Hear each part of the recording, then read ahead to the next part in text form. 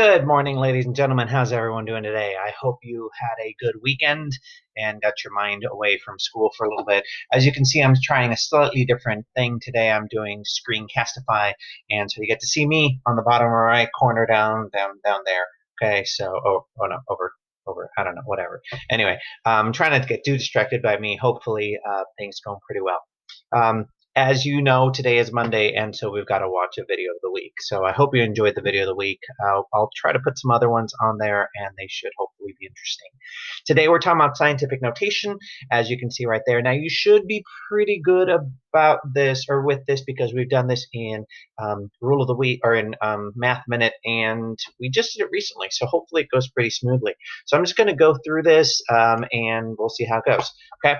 The very first one, write each number in standard form. Now we've got it written in scientific notation. You just have to change it to standard form. As you see right up here, we have a 4. That means I'm going to do what? You should remember it moves the decimal point 4 times to the right.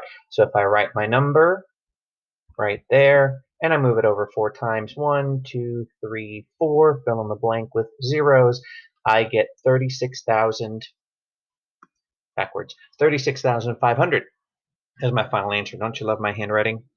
Yeah, oh well, it's my finger and a touch screen. It's not my favorite, but I couldn't go in my classroom, so that's the best I can do. And I think it's a little better than the other video.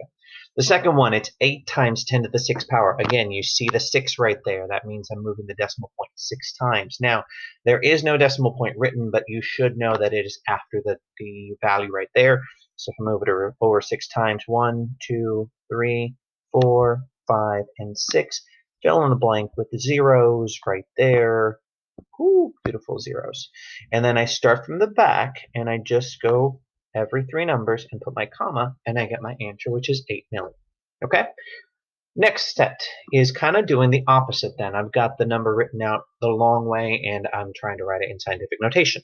So again, remember the 3 rules for scientific notation. The first value must be greater than or equal to 1, but less than 10.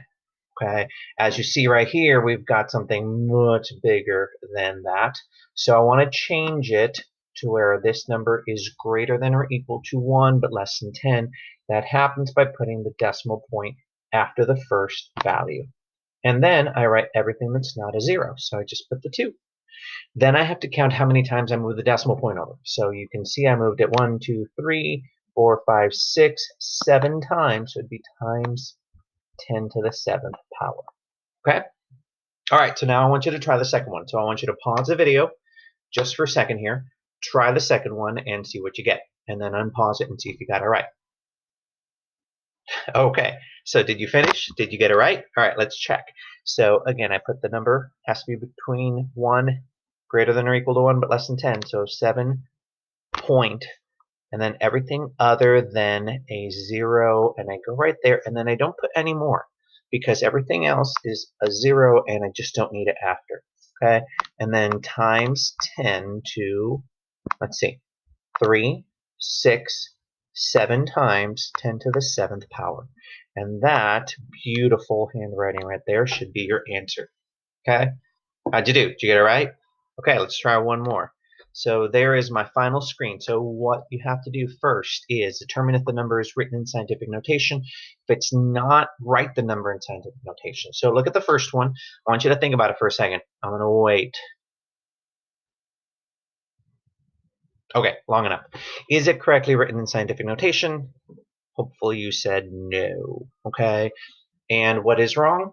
Okay, as you see, the first number here is not greater than or less than or greater than or equal to 1 and less than 10. So I've got to change it. Change it, moving the decimal point over. So it's 2 and 75 hundredths. Now, if I do that, I have to change my exponent. Okay? Now, this is probably the trickiest thing you've got to try to remember is how do I change it? Does it go up or does it go down?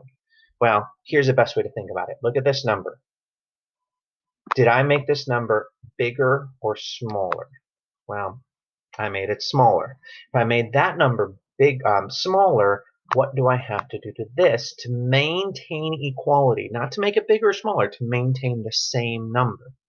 Well, if this number goes down, this number has to go up to counterbalance that. So this would go up to an 8.